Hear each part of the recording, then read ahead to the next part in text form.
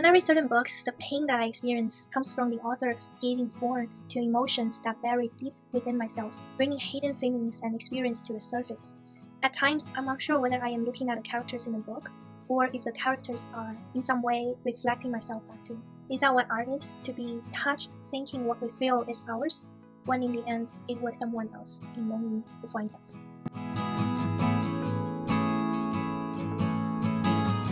Hello everyone, welcome back to my channel. I'm Zijing, and I have changed my YouTube channel name into Zijing's Wonder and Wonder. It's actually the name that came up by ChatGPT, because I want him to help me to name the YouTube channel where I want to share my experiences, the books that I read, the troubles, some life hacks and advice from work, and what would be a good name. And actually, I really like this name. So it's been a while. With the recent Nobel Prize awarded to Han Kang, I wanted to take a moment to share several books that were written by Asian authors that has resonated with me. These literary works have touched me in ways that authors from other races haven't.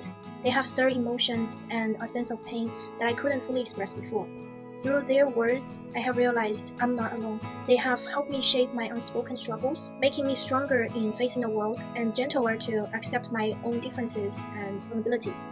So without further ado, let's dive into these powerful stories together. The first book I want to talk about is Crying in Hmart by Michelle Zenner.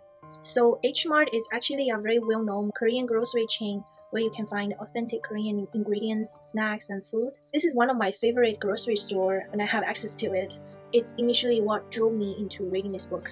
The author, Michelle Zenner, is a rock musician from the band Japanese Breakfast. Growing up in a biracial family in Oregon, Michelle always felt like an outsider due to her Asian identity, and always struggled with the cultural differences between her Korean mother and her white father.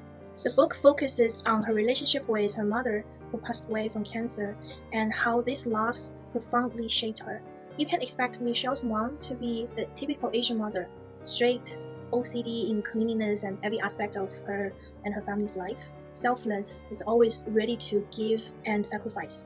You can always expect the fridge full of food and meal fresh and full of nutritions. And this paragraph is the one that touched me the deepest from this book. So the context is that she is already leaving to college, and her mom still sends her stuff from time to time back from home. And she said she sent clothing, steamers, lint rollers, BB creams, packages of socks, a new This Is Nice brand skirt she has found on sale in TJ Maxx. The cowboy boots arrived in one of these packages after my parents had vacation in Mexico. When I slipped them and I discovered they had already been broken in. My mother had worn them around the house for a week, smoothing the hard edges in 2 pairs of socks for an hour every day, molding the flat sole with the bottom of her feet, wearing it in the stiffness, breaking the tough leather to spare me all discomfort. Even though her mom took care of her in every aspect of her life, she had a lot of arguments with her growing up. Partly due to the typical complicity of a mother-daughter relationship, and partly because of the cultural clashes. Michelle wanted to pursue music. This is a dream that a mother, especially a Korean housewife, would never fully understand. Her mother's sudden cancer diagnosis left many of these differences unresolved, making it even harder for Michelle to process her grief after her mom's pass. She wasn't ready to say goodbye. She hadn't yet shown her mother that her choices, like becoming a musician, marrying the man she loves, and reconciling her biracial identity, were the right ones. Luckily, there's food. It is through food and the memories of making Korean food with her mom and recreating her mom's signature Korean dishes, Michelle reflects on her sense of belonging as a Korean American and reconnects with her culture and mother after her passing. It is a deeply personal memoir about grief, identity, and food. I would highly recommend. I even bought another copy, which is a signed edition, during a book event. There's a signature. I really like this book because it made me think about the care my parents gave me growing up. I remember when I went to college, my dad bought me a bag of almonds. And in China, you can buy almonds with the shells on. You just have to take them off when you eat it. And to make my life better, my dad would take out the shells and put the almonds in a container, and then let me bring the container to school. And he didn't even eat any of them while he was taking off the shell, and he just sit there and take off the shell. And that memory just comes to my mind when I read that passage about how her mom was wearing a new shoe so she wouldn't feel the stiffness of the shoe. those are unspoken love. Those are not what I require them to do, what they are told to do. It's more like a habit of going out of your way to make your child to have a less troublesome in every aspect of their lives. I thought about a lot of things that I took for granted. I also read this book around COVID, and at that time, I haven't seen my parents for over 3 years. That was the reason I decided to book a ticket to go back to China, even with the premium price at that time, and I had to quarantine in a hotel for around 2 weeks, and then I had to do the COVID test from time to time. After I finally reunited with them, almost a month after I landed in China, I didn't feel any different when I first saw them, but then I later observed those white hairs that come out of my parents' head, and they are so unfamiliar, and it reminds me of all those years that we could have spent together, but I chose to leave, and I chose to live very, very far away. It made me doubt my decision a bit. Why do I have to be so far away? The next book I wanted to talk about is Stay True by Hua Su. This book is the winner of the Pulitzer Prize and was one of my top 3 rates last year out of the 58 books I have read. This is a memoir that reflects on friendship, identity, and loss. The first part actually focuses on Hua's experience as a Taiwanese immigrant in the US and his carefree college life, especially his close bonds with his college friend Ken. However, Ken tragically died in a carjacking accident and leaving Hua in shock and guilt. Through writing this book, he comes to terms with his grief and gains a deeper understanding of friendship, identity, and loss. So the first part of the book focuses on Hua's life in the California Bay Area, and Berkeley was his college, which is familiar to me because I also spent most of my time in the US in Northern California. However, I find it a bit difficult to connect with how he formed such deep relationships with Ken, as I had an age gap with the author, and that made it hard for me to relate to the music and cultural references that bond them together. However, his understanding of friendship that he mentioned in the book leaves a deep impression on me. So in this book, he said, "A friend," he wrote, "would choose knowing rather than being known. I have always thought it was the other way around." So forming a friendship is you want to know this person rather than you want yourself to be known. You are curious to know what the other person is and what makes him or her who they are right now. The later part of this book shifts after Ken's death. He was dealing with loss, grief, and guilt through writing. You can sense a change in Hua's writing, as if marking the end of an era, the carefree youth and the life before having to say goodbye to someone you love. I appreciate how Hua writes about grief and guilt in a restrained, subtle way. It's never overwhelming, but you can feel it through sentences, as if he's just placing a filter over his everyday life, turning everything colorless. In my standard, that's the best writing. So essentially, what is stay true? At the end of the book, he explains the meaning of staying true is to stay true to yourself and stay true to who you might have become. My interpretation is that he begins to stay true to himself by stay true to his emotions and feelings, that he did feel guilty and did feel a lot of shock and sorrows after his friend's passing, and also remain true to his identity, even it means not fitting. The third book is On Earth, We Are Bravely Gorgeous by Ocean Wang. And for this book, I just want to read the first sentence. "Let me begin again. Dear Ma, I'm writing to reach you, even if each word I put down is one word further from where you are." This is the first sentence of this book, and it hit me immediately that I wanted to read it. On Earth, We Are Bravely Gorgeous is a lyrical, semi-autobiographical novel written by Ocean Wang as a letter from the son, Little Dog, to his mother who cannot read. The book explored themes of trauma, identity, love, and survival, as Little Dog reflects on his family's experience as Vietnamese immigrants in America and his own coming of age. So the author, Ocean Wang, is actually known more for his poetry. He fills his novel with poetic, lyrical sentences that are so beautiful, melancholic, and tender. A novel like this is undeniably beautiful, but often disconnected. It's like a piece of exquisite glasses being broken into different pieces, and each piece of this glass shines brilliantly, yet it can dazzle and disorient the reader as they search for a clear storyline. Rather than focusing on putting everything together to form the original glass, the whole plot, it is better to immerse yourself in the interplay of those lights and shadows and fully experience the hazy, sorrowful atmosphere that Ocean Wang trying to create through his writing. Another aspect that I want to mention about this book is that it writes about violence, and the violence between the mom and the son. The war traumatized the mom, and the son is facing the aftermath. One day he was locked down in the basement with a small mistake that he had made by accident, and he wrote, "He stands with one foot on the other, as if touching less of the basement meant he was less inside it." He closes his eyes. "This is my superpower," he thinks, "to make a dark even darker than what's around me." He stops crying. As I read this, it reminds me of the TV show that I really like, Succession. I don't know whether any of you guys have watched it as well. So one of the character Connor in that show has also said something similar. "My superpower is I don't need love."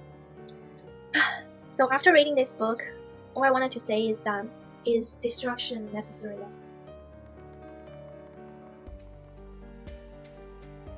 Okay, the next book is Sigh Gone by Han Kang.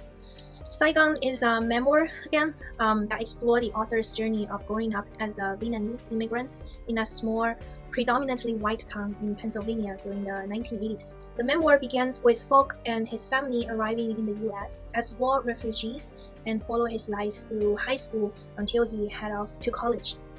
It detailed his struggle to fit into American culture. He tried so many ways to fit in, changing his name to Peter, altering his dressing styles, developing a love for funk music, learning to skateboard, and embracing classic literature. His logic was that if he stood out in these areas, then his racial difference would be unnoticeable.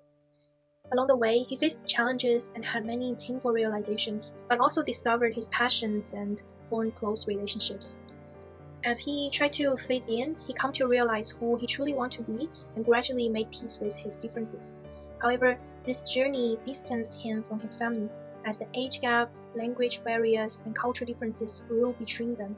At his high school graduation, Folk delivered a powerful speech that was applauded by classmates and teachers, but his family felt disconnected because they couldn't understand what he was saying.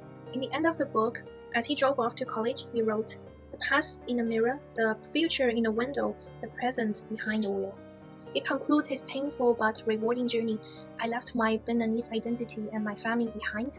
I'm looking forward to the life that I chose in front of me, and I keep crashing who I was to establish who I am." What's also unique about this book is that each chapter is named after a classic literature. As Folk recounts different aspects of his life, he draws parallels to these books or offers his own interpretations of them. For example, chapter 2 is titled as Crime and Punishment. In this chapter, he shared a childhood memory of stealing 25-cent worth trading cards after his mother refused to buy them due to the family's tight budget as immigrants. When his mother discovered what he had done, she stroked his hands 10 times with the handle of heavy garment scissors and made him kneel in the corner of the apartment on grains of rice as punishment. Regarding this incident, he wrote, "If I doubted whether we're poor, I knew it now, beaten sore by the reality of it. I didn't think about the abstraction of crime and punishment. I thought about the concrete realities of cause and effect. I got caught, and I got punished. I stole cards because we didn't have the money to buy the cards. I had asked to buy something often enough to know that the answer was always no. Poverty, was that the crime? Poverty is no crime." Dostoevsky writes his phrase twice in Crime and Punishment. Crime is a symptom of poverty. Poverty is the real evil. I'd like to think that our poverty was what precipitated my crime. Maybe it did, but maybe it was the feeble morality of a 6-year-old, because what 6-year-old can do the right thing when faced with Star Wars trading cards? When his mom was beating him, she was actually yelling, "They will send us all back to Vietnam if they catch you," which is the real reason why the violence comes so sudden and so strong. Is stealing a crime? Is poverty a crime? That war that forced them to flee their comfortable life in Vietnam, immigrant, and struggle at poverty line, is that a crime? As I read through this book, I find so many interesting and inspiring references. Almost in every end of the chapter, I wrote something that resonated with me or my understanding of this chapter. As I reread this book, reread those notes that I have, it made me realize this might be my top 1 or at least top 3 book of this year. It's really touching and profound, and if I have the chance in the future, I can talk more about the references from other chapters and more details about this book. Moving on to the next book, Minor Feelings by Kathy Park Home. This is a collection of essays that extends the complexity of Asian American identity, exploring the emotion struggles of feeling othered and marginalized in a racially changed society. Through personal stories and cultural critiques, Hong captured the pain and anger of navigating racial invisibility. So I actually listened to most part of this book but I haven't finished it yet.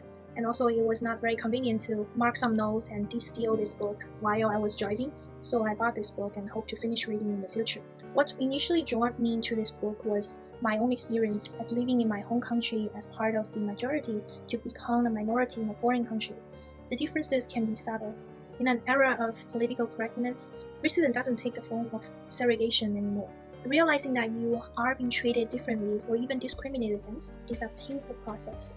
In Sigh Gone, the author also described how her father was laughed by co-workers for pronouncing teeth as teeth without understanding why they were laughing at him.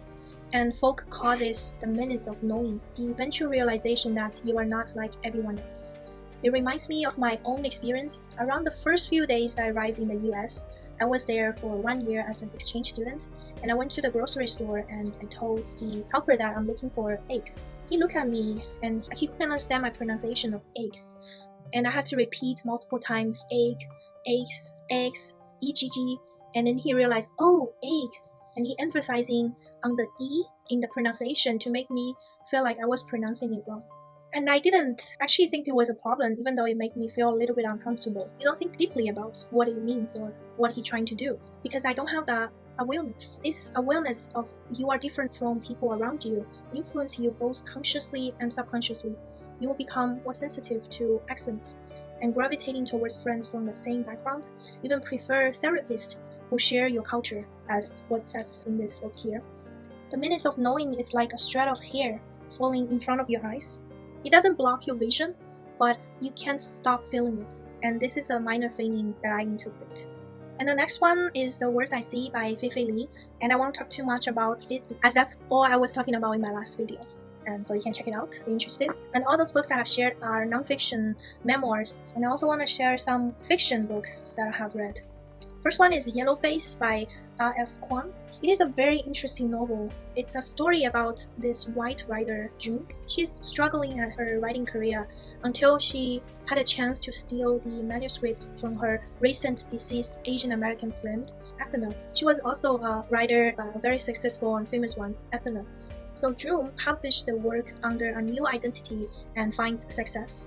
But as she's trying to maintain the lie, she faces the mounting pressure from the public and doubts and also guilt from herself. So this novel dives into the complexity of diversity, racism, cultural appreciation, as well as the terrifying alienation of social media. This book is different from what I expect. I thought it would be a straightforward narrative about plagiarism gradually being exposed. Instead, it was much richer in content, with the author delivering sharp satire, touching the rising fast-paced social media culture, racism and anti-racism, the left-right divide penetrating various areas, and the all-encompassing reach of cancel culture. It also touches the discussion of mother-daughter relationships and sexual assault. The writing is layered yet clear. I think the core of this book is asking this question of who has the right to tell our stories, and who are us? Who defines us? Overall, it's an easy-to-read book, a page-turner full of different elements. I just didn't like the supernatural element in the end of the book. And from the same author, I also bought this book, Babel. I haven't finished reading it, not because it's big, but because it's science fiction, and this is my least favorite genre. But it's an interesting story of superpowers, and the superpower here is language, translating language. It will be a very interesting book. And the last two books, I haven't read it yet. One is the Book of Goose, and one is Wednesday Child. It's all by the writer Li Yun. She's Chinese. I have read another book written by her, Must I Go, but I read it in Chinese. So I won't talk too much about the content of that book, but it's more my impression about this author and why I want to read more books from her, actually in English. Even though I haven't finished reading a whole book by her, I have read some snippets and short stories that she published in The New Yorker, and I'm impressed by how concise and accurate for the words of her choices. And I also listened to some of the podcasts that she was interviewed with to get to know more about her in a personal level. So among all these Asian authors that I introduced today, I think she is the only one that takes English, a language that differs from her mother tongue, not just a tool to fit in or a necessity, but as a rescue. I read a bit about the author herself, and I know she grew up under a controlling mother. That's why sometimes she uses English to write her journals so her mom wouldn't understand. Through writing, she constantly cured herself. That's why I think it's better to read her work in English. So I bought these 2 books. I have no idea what these 2 books are about. Just for this, the Book of Good, I read this quote and I immediately want to buy it. Often I imagine that living is a game of rock, paper, scissors. Fate beats hope, hope beats ignorance, and ignorance beats fate. Okay, if I finish reading them, I'll give more updates. Besides these 2 books, I foresee myself to read more Korean literature. For example, for the Nobel Prize winner this year, Han Kang, I have read her book, The Vegetarian, and I plan to read another book called Human Acts. And it's kind of sensitive topic to be published in Chinese, so I plan to read it in English. And Korean literature is actually one of my favorite in these days, and I mostly read it in Chinese. I also want to recommend this author, Jin Ailan, and some of her works that I really like. So this is all I wanted to share today. Lastly, I just wanted to say that when I wondered why I resonate more with Asian writers and the pain they express on the pages, I thought about other literatures that I also enjoy from different cultural backgrounds, like Cleopatra and Frankenstein. That's one of my recent read and I really liked it. And the TV show This Is Us. These stories are certainly moving and touching, but they have touched a lighter and more surface level part of my heart. After reading this book, the biggest impression that I had is that if no one loves me, it's really the deepest pain that I could have. Yes, it is very frightening that no one loves me, but for many Asians, we grew up accustomed to conditional love. Love often comes with conditions, it's a given. As what Kathy said in Minor Feelings, my confidence was impoverished from a lifelong diet of conditional love and a society who thinks I am as interchangeable as meat. In the popular imagination, Asian American inhabits a vague editorial status, not white enough, not black enough, distrusted by African Americans, ignored by whites, unless we are being used by whites to keep the black man down. We are the capital ants of the service industry, the apparatchiks of the corporate world. We are mass-crushing middle managers who keep the corporate wheels greased, but who never get promoted since we don't have the right face for leadership. We have a content problem. They think we have no inner resources. But while I may look impassive, I'm frantically patting my feet underwater, as always overcompensating to hide my devouring feelings of inadequacy. For the fellow Asians, isn't that accurate? When I read certain books, the pain that I experience comes from the author giving form to emotions that bury deep within myself, bringing hidden feelings and experience to the surface.